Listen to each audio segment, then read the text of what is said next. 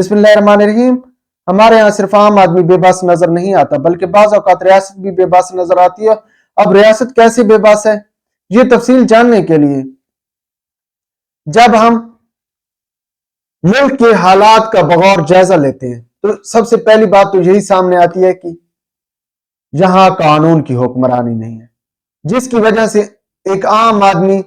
پیس رہا ہے۔ جب قانون ہی موجود نہیں، قانون موجود ہے تو عمل درآمد نہیں ہو رہی۔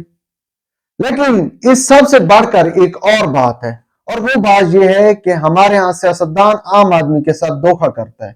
ہمارے ہاں سیاستدان صرف کھوکھلے نعروں پر یقین رکھتے ہیں اور کھوکھلے نعرے یا وعدے وعید کر کے پھر چلے جاتے ہیں، اور جو وعدے وعید کرتے ہیں وہ ان کے بس کی بات نہیں ہوتی۔ وہ ووٹ حاصل کرنے کے لیے یا وقتی طور پر فائدہ اٹھانے کے لیے عوام کو ایک سرخ بتی کے پیچھے لگا دیتے ہیں۔ دور مت جائیے، ابھی حال ہی کی بات ہے 2022 میں عمران خان کے خلاف تحریک عدم اعتماد آئی، اور تحریک عدم اعتماد کا جواز ایک تو یہ ہے کہ جب اپوزیشن کے نمبر پورے ہو جائیں تو کوئی بھی ایوان اپنے لیڈر پر عدم اعتماد کر سکتا ہے، اور ایسے ہی ہوا۔ لیکن یہاں پر ایک اور اہم بات ہے کہ تحریک عدم اعتماد لے کر آنے والوں نے ایک بیانیہ اپنایا کہ انہوں نے ریاست بچانے کے لیے تحریک عدم اعتماد لائی۔ اس کے ساتھ ساتھ عام آدمی پر پی ڈی ایم کے دور حکومت میں بے پناہ ٹیکسز لگائے گئے، جس کی وجہ سے مہنگائی میں 50% سے بھی زیادہ اضافہ ہوا، اور ابھی مزید اضافہ متوقع ہے۔ اب بھائی سب سے پہلی بات تو یہ ہے کہ جو پی ڈی ایم یا شہباز شریف کی طرف سے نعرہ لگایا گیا تھا کہ ریاست بچانے کے لیے وہ عدم اعتماد لے کر آئے ہیں، تو ابھی مولانا فضل الرحمان نے وہ بھانڈا پھوڑ دیا، کیونکہ مولانا فضل الرحمان کو الیکشن میں ہوئی ہے شکست اور وقت بدلتے دیر نہیں لگتی۔ ایسا ہی ہوا مولانا صاحب کے ساتھ، اور مولانا فضل الرحمان نے ساری بات بتا دی کہ عدم اعتماد باجوہ اور فیض حمید کے کہنے پر لائی گئی، اور پھر نون لیگ اور پیپلز پارٹی اس معاملے پر مکمل خاموش رہے، جو کہ اس بات کی اشارہ کرتی ہے کہ مولانا فضل الرحمان سچ بول رہے ہیں۔ اگر مولانا فضل الرحمان نے جھوٹ بولا ہے تو لازم بات ہے ان کی طرف سے کوئی تردید یا کوئی بذاتی بیان آتا، لیکن ایسا نہیں ہوا۔ اسی طرح معیشت کے بارے میں بھی کہا گیا، لیکن معیشت کے بارے میں ایسے حالات نہیں تھے کہ جس طرح شہباز شریف صاحب نے اقدامات کیے۔ اس میں کہیں نہ کہیں معاملہ اسحاق ڈار کی ناکامی اور اسحاق ڈار کے غلط فیصلوں کی وجہ سے بھی معاملات بگڑے ہیں۔ تو بات کر رہے تھے کہ بھائی عام آدمی کس طرح بے بس ہے۔ اب یہ کام سیاستدان کا ہوتا ہے کہ وہ اپنے لوگوں کی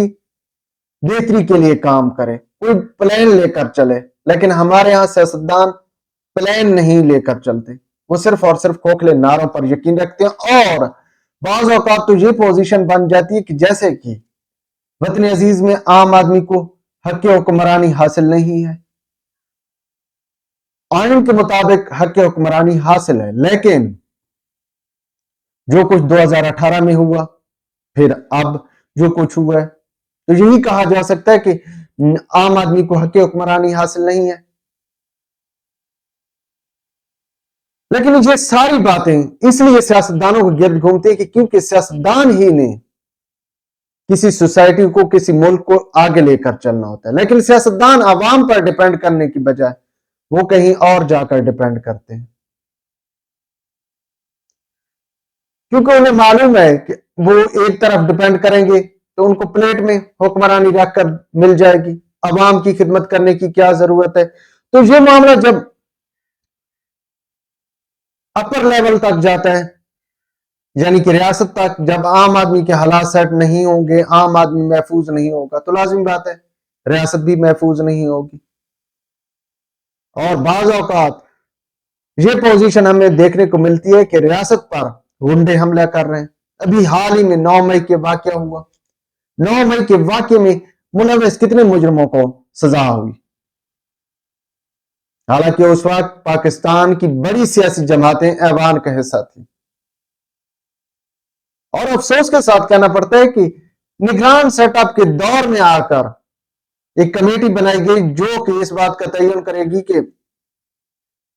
9 مئی کے واقعہ